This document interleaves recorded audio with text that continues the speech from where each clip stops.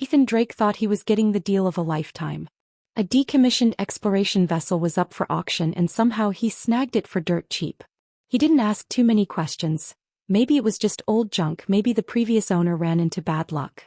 Either way, a ship was a ship. Then the AI spoke. Except, it wasn't an AI. Who dares claim ownership of me? A shimmering figure materialized before him. A tall, elegant alien woman with iridescent skin and piercing violet eyes. Her voice was both ethereal and commanding. Her name was Valzari, last heir of a long-lost empire. And she was very unhappy. Turns out the ship wasn't just any vessel.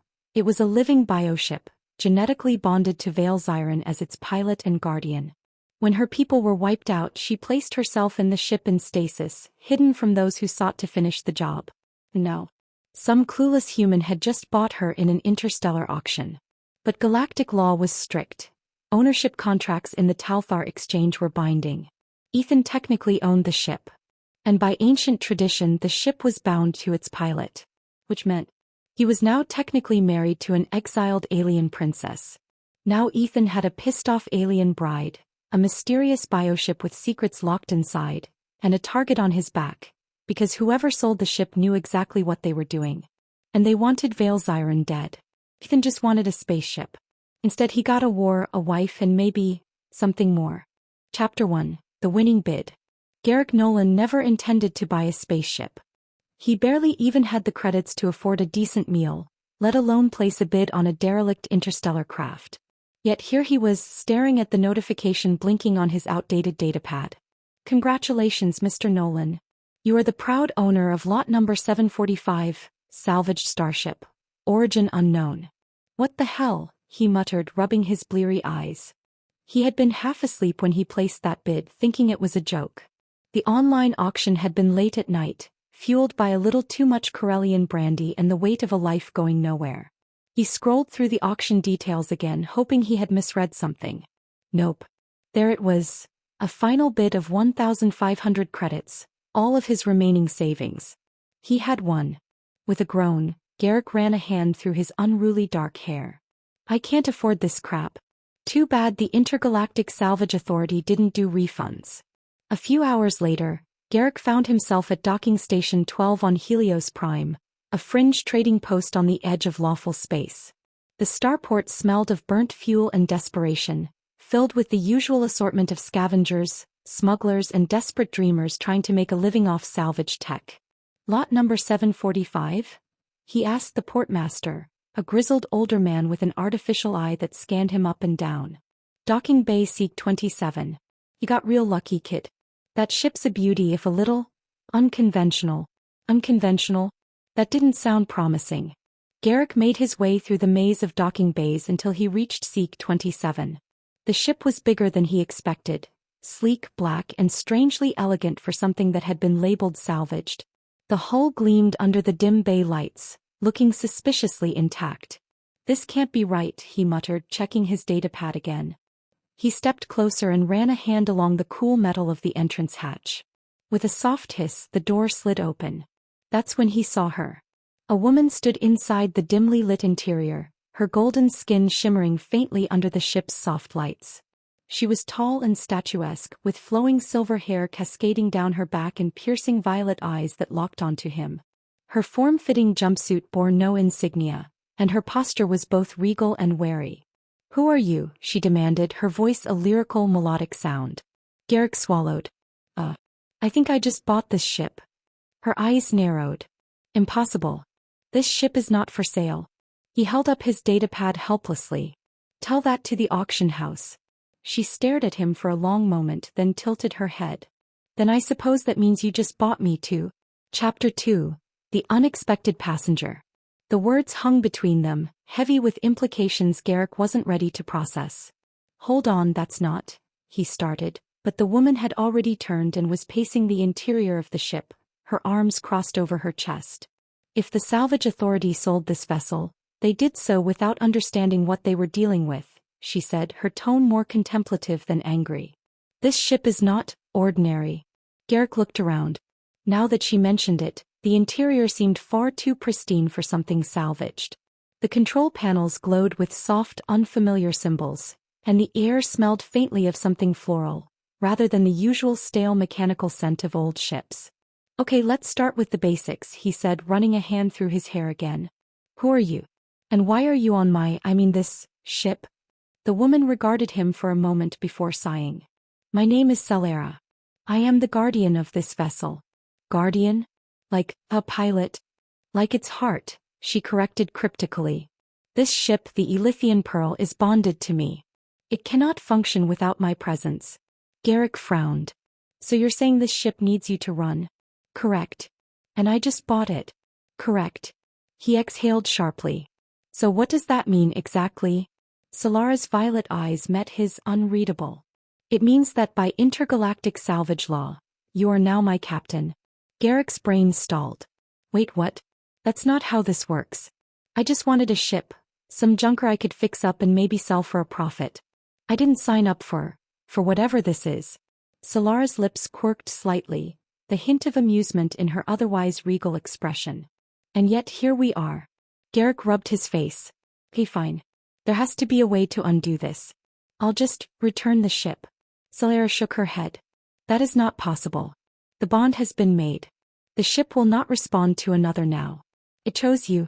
Chose me? Ships don't choose people. This one does. He groaned. Great. Just great. So what now? Solara's expression grew more serious. No. You decide. The Elithian Pearl is no ordinary ship. With it you could travel anywhere, even beyond the known systems. But know this ship carries secrets. And those who seek it will come. Garrick stared at her, feeling the weight of something much bigger than he had bargained for settling onto his shoulders. He had just wanted a cheap ship. Instead he had won a starship with an alien guardian, and apparently a whole lot of trouble. Chapter 3. The Awakening.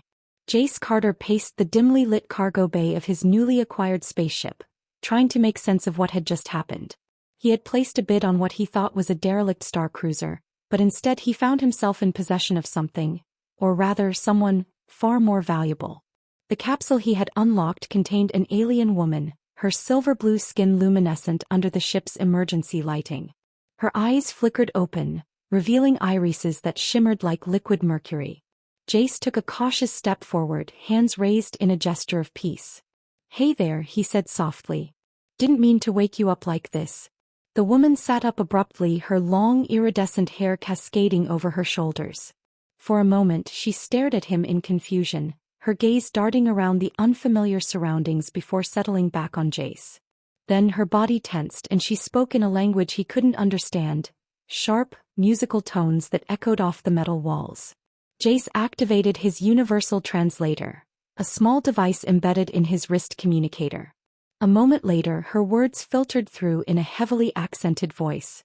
Where am I? Who are you? I'm Jace Carter. You're aboard my ship, the Starborn Venture. And, well, I think I accidentally bought you. Her expression darkened. Bought me?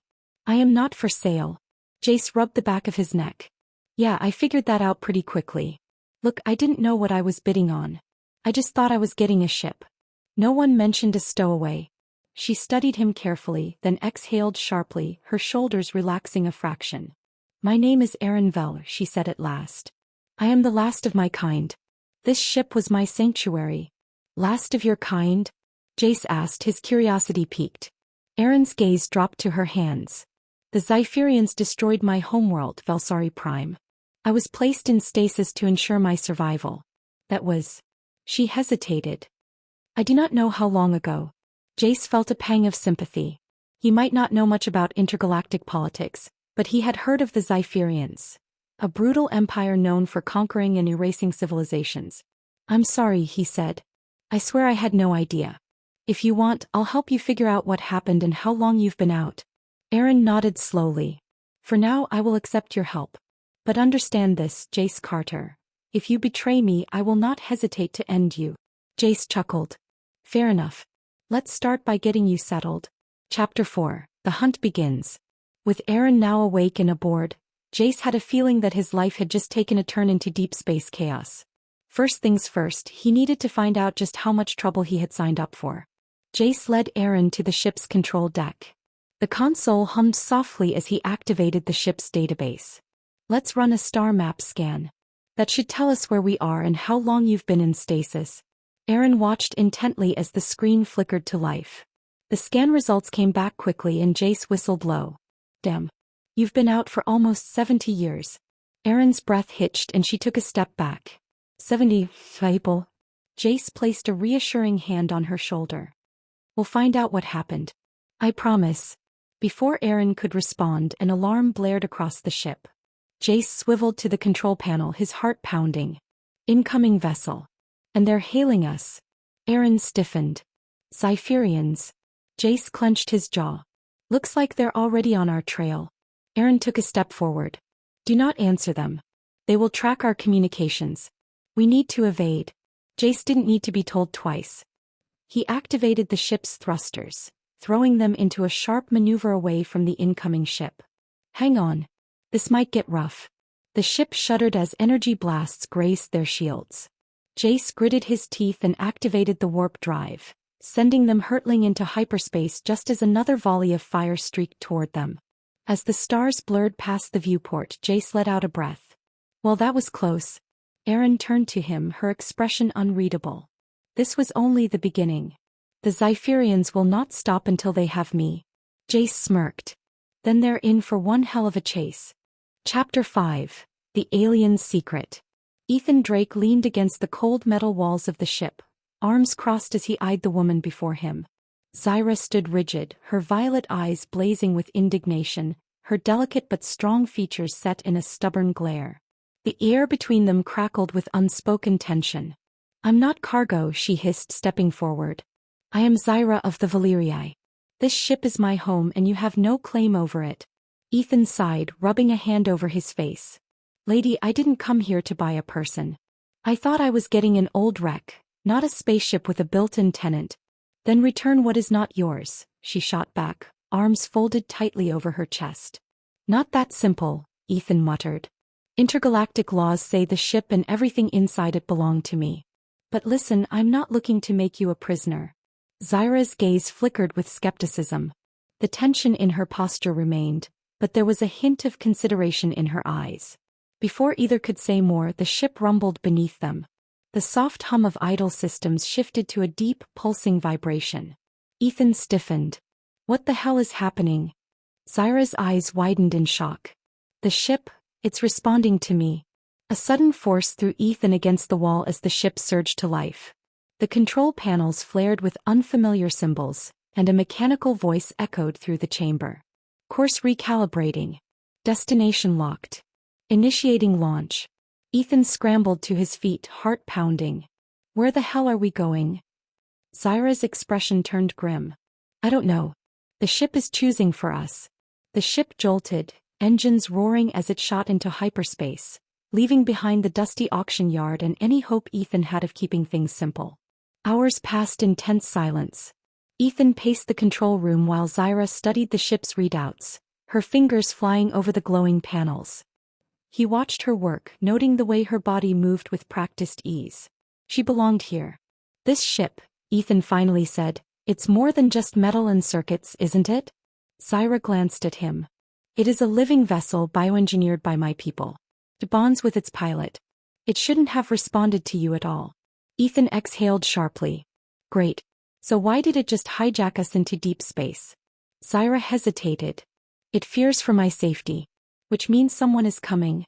As if on cue, a proximity alarm blared through the ship. A message flashed across the screen. Incoming transmission. Unknown origin. Ethan and Zyra exchanged wary glances. Whatever was chasing them, it had found them fast. Chapter 6. The Unwanted Pursuit.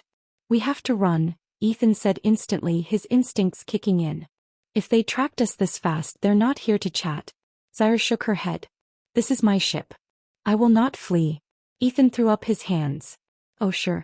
Let's just wait and see if they're friendly. Maybe they brought cookies. The transmission crackled to life. A holographic image flickered above the console, revealing a tall, imposing alien with obsidian black skin and piercing silver eyes. His voice was like crushed gravel. Surrender the Valyrii vessel and its occupant. You have no claim to it. Zyra stiffened, her hands curling into fists. The Valzari Dominion, she murmured. They've been hunting my people for decades. Ethan's stomach twisted. He'd tangled with the Valzari before. Merciless warlords who took what they wanted. And right now they wanted Zyra. Options, he asked quickly. Zyra's fingers danced over the console. There is one way. The ship has a failsafe. A way to slip through dimensions. But it's dangerous. Ethan glanced at the readouts. The Valzari ships were closing fast. Dangerous beats dead. Do it. Zyra nodded and pressed her palm to the interface. A deep tremor rippled through the ship as the walls seemed to shift, warping like liquid metal. Ethan's stomach lurched as reality twisted around them. Outside, the stars blinked out. The Valzari ships lunged forward, but they grasped at empty space. Ethan sucked in a breath, his pulse hammering. Did it work? Zyra slumped against the console, breathing heavily. Yes.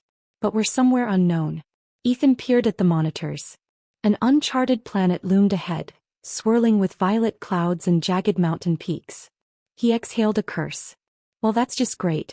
Stranded in the middle of nowhere. Zyra shot him a tired but amused look. Perhaps next time, you should read the fine print before bidding on a spaceship. Ethan chuckled despite himself. He had no idea what they were in for next, but one thing was clear. He wasn't just a ship owner anymore. He was part of something far bigger. And Zyra? She was no longer just a reluctant passenger. She was his only ally in an unfamiliar universe. Chapter 7. Aboard the Celestial Bride. The hum of the spaceship's engines filled the air as Davin took cautious steps through the corridors of the alien vessel he had unknowingly won. It had been a whirlwind since he placed what he thought was a simple novelty bid on a derelict ship, only to find himself entangled in an interstellar marriage contract. His so-called prize was far from abandoned. Inside was a stunning, enigmatic alien woman named Zarella, who claimed to be his betrothed by the sacred laws of her people. Zarella stood before him now, her iridescent blue skin shimmering under the ship's soft lighting, her silver hair cascading down her back like liquid stardust. Her glowing violet eyes locked onto his, assessing, questioning, waiting for him to accept the reality of his new fate. I still don't understand, Davin said, running a hand through his disheveled hair. I just bid on a ship. I wasn't trying to buy a bride. Zarella's lips quirked in a wry smile. Yet here we are. She turned and began walking down the corridor, gesturing for him to follow. Come, you should at least see what you now possess. Davin hesitated, then trailed behind her. The ship, though sleek and advanced, bore signs of age, scratches along the walls, dim lighting in some areas, and an atmosphere that carried the faint scent of foreign spices. It was more than a vessel, it was a home. As they reached what appeared to be the control room, Zarella touched a panel, and a holographic display materialized before them. Strange symbols and star maps swirled in the air. This ship, the Celestial Bride, was part of my dowry, she explained. When my people arranged my union, they ensured that my husband would also inherit this vessel. Davin exhaled sharply. So what happens now? That depends on you, Davin. She tilted her head, watching him closely. You may reject the contract, but doing so means forfeiting any claim to this ship and to me. He swallowed. His old life, his debts, his failures had been left behind on Earth. This was a fresh start, albeit a bizarre one. I don't make decisions lightly, he finally said. So before I decide, I need to know more. About you, about your people, and why they thought selling a marriage contract alongside a spaceship was a good idea. Zarella's laughter was like the chiming of celestial bells. Very well, Davin of Earth. Let us see if you are truly worthy of the stars. Chapter 8. The Test of Worthiness. Davin barely had time to process his predicament before Zarella led him deeper into the ship. They entered a grand chamber with intricate carvings lining the walls, pulsating with energy. At its center was a large, ornate pedestal. This is the trial nexus, Zarella said. Any suitor who wishes to claim the Celestial Bride must prove themselves in mind, body, and spirit. Davin frowned. I didn't sign up for a test. You signed up for a ship, which means you accepted the contract. She smirked. You must be found worthy or the bond will be null. The pedestal lit up and suddenly the room seemed to stretch and shift around him. He blinked as the air shimmered, and he found himself standing in the middle of a massive desert under twin suns. The ship, Zarella. Everything was gone. What the hell? A deep voice resonated through the sky. Your trial begins. Before he could react, a monstrous six-limbed beast erupted from the sand, its fanged mouth wide with hunger. Instinct kicked in and Davin dodged just as the creature lunged. He sprinted across the scorching sand, his mind racing. He needed a weapon. He needed a plan. But more than anything he needed to survive. Zarella's voice echoed in his mind. Mind, body and spirit. He turned sharply, grabbing a jagged piece of crystalline rock from the ground. As the beast charged again he dove forward, slashing across its hide. The creature roared, stumbling, but it wasn't enough. Davin gritted his teeth. Think, damn it. Then he saw it. A cluster of luminescent plants sprouting nearby, their bioluminescent glow forming a pattern. He just had to lure the beast in. He ran toward the plants, stopping just short and waiting. The creature, single-minded in its pursuit, barreled forward. And the moment its feet touched the glowing tendrils, a surge of energy exploded, sending it flying. Panting, Davin fell to his knees. The world around him flickered and suddenly he was back in the trial nexus. Zarella stood before him, eyes filled with approval. You used your mind and body to overcome the challenge, she said. But the final trial remains. Before he could catch his breath, the air shimmered again and he was pulled into a new vision. This time standing before a tribunal of towering robed figures with glowing eyes. His spirit would now be tested. And he had no idea how to pass. Chapter 9. The Unraveling of Secrets. Tarek sat in the cockpit of the spaceship, still grappling with the absurdity of his situation. What had started as an innocent bid at a mysterious auction had turned into something far beyond his comprehension. He had not just won a spaceship. He had won Zyara, an alien woman with iridescent violet eyes and secrets locked away behind them. She was not simply a passenger in this ship. She was a part of it. Zyara stood beside him, watching the planet ahead through the viewing window. We are approaching Xiphos 5, she murmured. This is where your journey with me truly begins. Tarek clenched his jaw. I'm still trying to understand what that means. This wasn't some mistake, was it? You were meant to be part of that auction. But why? And why was I the one to win? Zyara turned to him, her expression unreadable. Because the ship chose you. And so did I. Tarek exhaled sharply. You keep saying things like that, but what does it even mean? Is this some kind of destiny nonsense? Not destiny. Compatibility. She placed a hand on the ship's console and the lights in the cockpit pulsed in response. This vessel, the Zephyrian, is not just a ship. It's a living entity, an extension of me. And now an extension of you. Only a select few are chosen to bond with a Zephyrian ship. When you placed your bid, you unknowingly entered a contract. Tarek's heart pounded. Contract? What kind of contract? Zyara's violet eyes gleamed. One that ties our fates together. If you abandon me, the ship will reject you. If you betray me, the ship will destroy you. Silence hung heavy between them. Tarek ran a hand through his dark hair, frustration bubbling to the surface. And if I stay? What happens then? Zyara's lips curved into a slight smile. Then we complete the mission. Together. Tarek's gut twisted. He wasn't sure what unnerved him more. The possibility that he had no choice in this matter, or the growing feeling that, deep down, he didn't want to walk away. Chapter 10. A Bond Forged in Stars. The ship landed smoothly on Xiphos 5, a planet covered in a dense, bioluminescent jungle. Tarek followed Zyara down the ramp, his boots sinking slightly into the soft moss-like ground. The air was thick with the scent of something sweet and unfamiliar. We need to find the Zalari core, Zyara said, her voice brisk as she surveyed the landscape. It is the key to restoring the Zephyrian's full power. Without it, we're vulnerable. Tarek frowned. And what happens if someone else finds it first? Then we may not leave this planet alive. That was enough motivation for Tarek to follow without argument. They moved swiftly through the jungle, Zyara navigating as though she had walked this path before. The air shimmered around her, the bioluminescent flora reacting to her presence. After what felt like an hour, they reached a clearing. At the center stood a massive crystalline structure, pulsing with light. The Zalari core, Zyara whispered. It's still intact. Tarek took a step forward, but Zyara's hand shot out, stopping him. Wait. Something moved in the shadows. Tarek's pulse spiked as figures emerged, tall, armored beings with glowing amber eyes. They carried weapons that hummed with latent energy. "You are trespassing," one of them growled in an unfamiliar but eerily comprehensible language. "The core belongs to the Valzari." Zyara stepped in front of Tarek. "We are not here to steal it. We only seek a fragment." The Valzari leader's gaze flickered between them. "And why should we allow that?" Tarek's mind raced. He wasn't a diplomat or a warrior, just a guy who'd gotten in over his head. But he had one thing, Zyara. "Because without it we die," he said. "And if we die, so does the Zephyrian." The leader studied him for a long moment. Then, to Tarek's astonishment, he nodded. "You may take a fragment. But in return you owe the Valzari a favor. One that will be collected in time." Tarek swallowed hard. "Deal." As he and Zyara stepped forward to retrieve the fragment, he knew one thing for sure. This was only the beginning. Chapter 11. Secrets Among the Stars.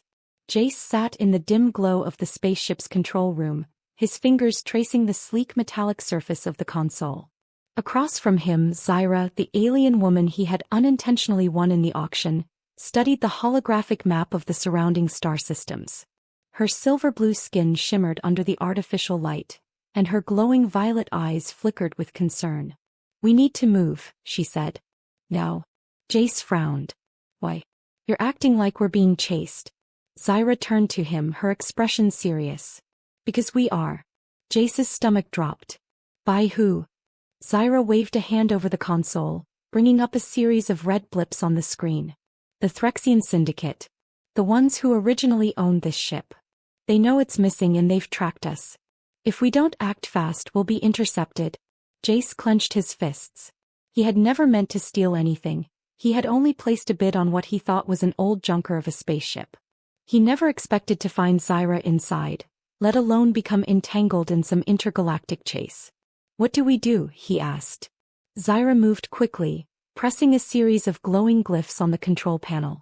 The ship hummed in response, its engines revving to life. "I can outmaneuver them if we reach the asteroid field near Torga Prime. It's dense enough to scramble their scanners." Jace nodded, strapping himself into his seat. The ship jolted as it lurched forward, streaking into the darkness of space. The red blips on the screen inched closer. The race was on. Chapter 12. The Chase and the Choice. The ship shook violently as energy blasts exploded in the vacuum behind them. Jace gritted his teeth, his knuckles white as he clutched the edge of his seat. Zyra's hands danced across the console with inhuman precision, diverting power to the shields. "They're gaining on us," Jace warned. "I know," Zyra replied, her voice steady. "But I have a plan." Before Jace could ask what it was, the ship plunged into the asteroid field. Massive chunks of rock tumbled past them, some the size of small moons. The ship twisted and weaved through the chaos, but the Threxian ships followed, their pilots just as skilled. "We can't keep this up forever," Jace said, watching the energy levels on the console drop. Zyra hesitated, then turned to him. "There's something I haven't told you." Jace raised an eyebrow. "Now's a hell of a time for secrets."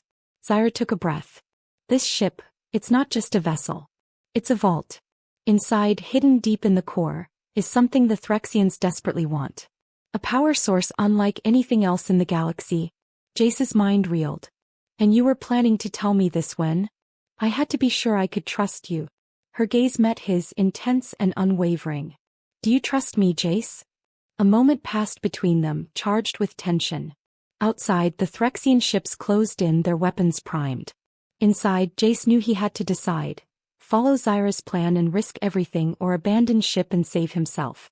He exhaled sharply. "All right. What's the plan?" A slow, determined smile spread across Zyra's lips. "Hold on tight." With a flick of her wrist, she activated the ship's core, sending a pulse of energy outward. The asteroid field ignited in a cascade of blinding light. The Threxians barely had time to react before the shockwave sent their ships spiraling into chaos. Zyra seized the moment, launching the ship into an emergency warp. As the stars streaked past, Jace let out a breath of relief. He turned to Zyra, who was still gripping the controls with fierce determination. "You're full of surprises," he murmured. Zyra met his gaze, her expression softening. "And we're just getting started." The ship vanished into the void, leaving the dangers of the asteroid field behind, but with the knowledge that the true challenge still lay ahead. Chapter 13. Unexpected Bonds. Setting. Aboard the spaceship after the auction. The protagonist, now realizing he has unexpectedly won a spaceship and a beautiful alien woman, begins to feel the weight of his decision. What started as a bizarre auction win has now morphed into something much more personal. At first he had no intention of taking an alien bride, but the alien woman Zara, with her mesmerizing eyes and ethereal aura, challenges everything he thought he knew about love, trust, and destiny. In this chapter, the protagonist grapples with the implications of his win. Zara, whose people are known for their secrecy, seems to have a will of her own.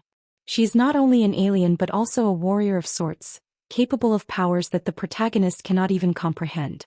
Zara reveals that her presence on the spaceship is part of an intergalactic pact. While the protagonist assumed he would merely be transporting the ship, Zara is bound to the ship system, unable to leave it unless she's freed from an ancient curse that binds her to the vessel. The protagonist learns that in exchange for his wedding, he will need to embark on a journey to release her. As they start to interact more, Zara opens up about her past. She was once a queen in her homeland, but after her people were betrayed, she was cursed and trapped aboard the spaceship as a vessel for ancient powers. Her situation is complex, and the protagonist must decide whether to help her, risking his safety and future. Their interactions are filled with tension, both romantic and antagonistic. Zara's alien nature and powers make her seem distant and otherworldly, but beneath it all she shows signs of vulnerability. They form a tentative bond, though the protagonist is still unsure about what lies ahead. Chapter 14. The Path to Freedom. Setting. Space travel to an unknown planet. As they continue their journey, Zara and the protagonist's relationship begins to evolve. He learns more about her world and she reveals pieces of her painful past. The deeper their bond becomes, the more he realizes that there's something extraordinary about Zara that he can't ignore. She's not just an alien bride, she's a woman of power, strength, and emotional depth. However, the journey takes a dangerous turn. As they travel through unknown space, they encounter hostile alien forces, rivals of Zara's people who seek to destroy her. They attack the ship, and Zara must step into her role as a warrior to protect both herself and her unexpected companion. During this fight, the protagonist begins to witness her true powers, seeing firsthand the incredible strength she possesses. In this chapter, the protagonist begins to fall for Zara, but he is still conflicted. His emotions are mixed with fear and admiration. He questions whether his feelings are genuine or if they are being influenced by her mysterious powers. The chapter ends with a dramatic moment. The spaceship is forced to land on an alien world that holds the key to Zara's curse. Here they will face even greater challenges and dangers as they come closer to unraveling the mystery of Zara's past and the ancient forces that threaten their future.